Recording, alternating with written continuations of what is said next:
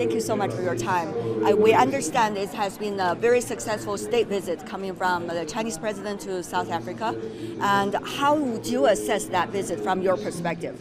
We are very happy that President Xi Jinping took the time to visit us on a state-based visit, and we rolled out the red carpet for him, and we are impressed with the significance of the agreements that have been reached between China and South Africa. 11 agreements were signed, yes, including the support around energy for load shed to alleviate our problems of energy shortage in South Africa. But we also our president awarded President Xi Jinping with the highest order, the Order of South Africa. So as South Africans, we are very pleased about our relationship. That marked the 25th anniversary of the diplomatic relationship between the People's Republic of China and the Republic of South Africa. Yes, indeed. And also there is one among all the agreements about building manufacturing centers near the production of raw material centers. I know it speaks to the hearts of many South Africans. Yes, it's not only about South Africans, it's also about in the African continent. Yes. To say we cannot continue to be exporters of raw materials, we need to beneficiate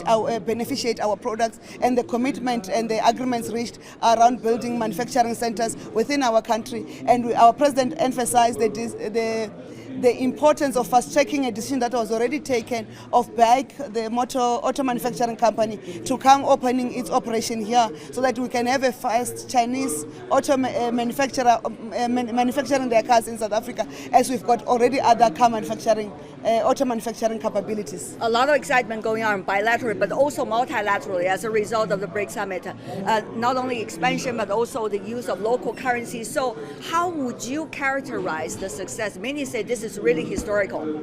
It's indeed historical, and we are quite honored that the leaders of BRICS, the negotiations took long. The leaders of BRICS took their time and ensured that the Johannesburg II declaration is the one that announces the expansion of BRICS, is the one that announces the 6 new member countries that have been invited to join BRICS from the 1st of January. For us, that is a masterpiece. But also is the one that provided clarity on the use of local currencies as we work together towards having a mechanism that will allow ease of trade. I know our ministers of finance and ministers of foreign affairs and international relations in our part will be hard at work in preparation of the next decisions in the next summit in Russia. Right. So collectively, how would you understand the concept of Global South? Because with this event, many say the Global South is really raising their voices in the world.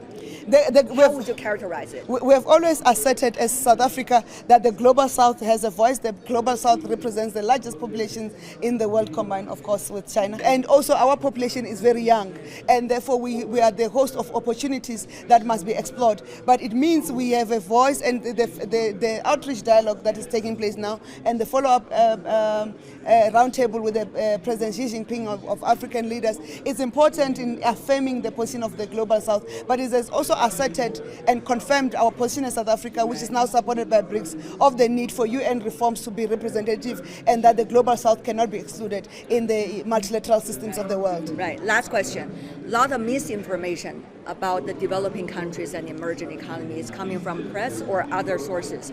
So how do you see collectively we will be able to bring more realities on the ground to the rest of the world?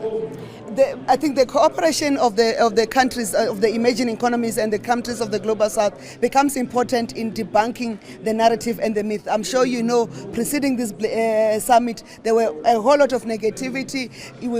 There were accusations that we want to replace the United Nations, which is not part of the truth. We want to replace the relations of bilateral relations between nations, which is not the truth, and that we are whipped by others. But we have indicated and shown that we are sovereign nations, but we have voice and with mutual respect of each other, who are committed to global peace, who are committed to true and deepened multilateralism, who are committed to inclusive development of all. And we got it succeeded this time at the BRICS Summit. We are succeeding. There is the declaration, Johannesburg II declaration, indicates that success in terms of our work for inclusive development and inclusive growth for all our nations and our continents. Thank you. I know you have to run, thank you. But thank you so much. Thank you. Tremendously. See you.